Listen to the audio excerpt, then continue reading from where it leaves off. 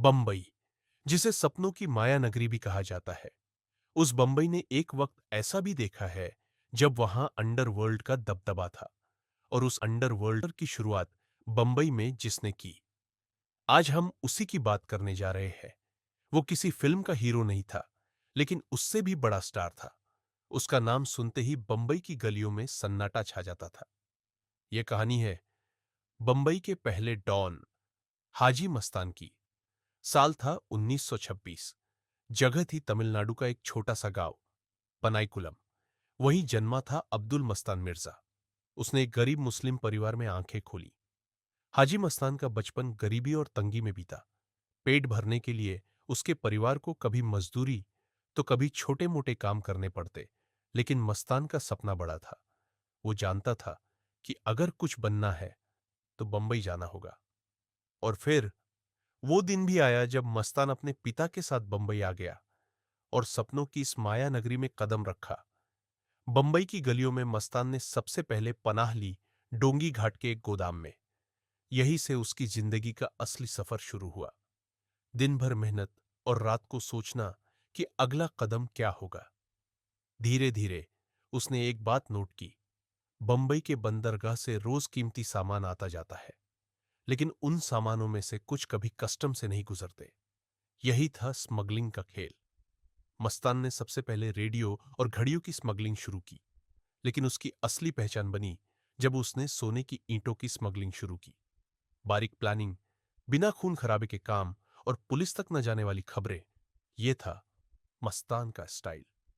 जल्द ही बंबई का हर बंदरगाह उस नाम से वाकिफ हो गया, हाजी मस्तान। हाजी मस्तान सिर्फ एक स्मगलर नहीं था, वो एक ऐसा शख्स था जो धर्म को भी बराबरी से मानता था। खुद मुसलमान था, लेकिन हिंदुओं की भावनाओं की भी इज्जत करता था। गणेश चतुर्थी में बड़े बड़े दान करता, मंदिरों में चढ़ावा चढ़ाता।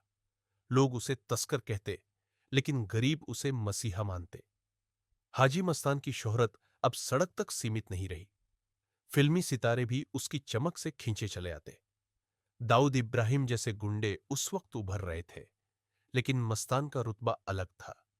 वो दिलीप कुमार का फैन था, राज कपूर का दोस्त, और उसकी मंदाकिनी जैसी एक्ट्रेस से जुड़ी अफवाहें भी उस दौर में फैली थी। उसने खुद फिल्म प्रोडक्शन में हाथ आजमाया। उसकी फिल्म सूर्यास्त भले ही फ्लॉप रही, लेकिन हाजी मस्तान बंबई के असली शोमैन बन चुके थे। फिर आया साल 1975, जब भारत में इमरजेंसी लगती है। तमाम नेता और एक्टिविस्ट जेल भेजे जाते हैं। इसी दौरान हाजी मस्तान को भी जेल जाना पड़ता है, लेकिन जेल में भी मस्तान का रुतबा कम नहीं होता।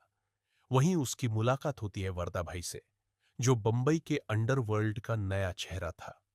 जेल से निकलते ही मस्तान ने तस्करी से तौबा की और राजनीति का दामन थाम लिया।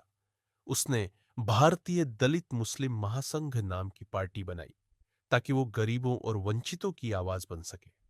लेकिन वक्त हमेशा एक जैसा नहीं रहता।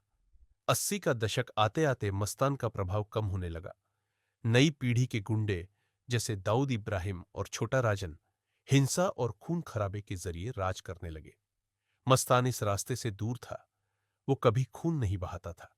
उसका उसूल था, धंधा करो लेकिन डर पैदा किए बिना।